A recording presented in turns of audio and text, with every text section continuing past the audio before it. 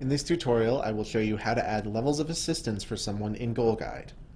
First, open the Goal Guide app and select a category. Once you're there, select a goal that you own and view progress. You'll have to make a point to highlight the name of the person you assisted. Click on the data point.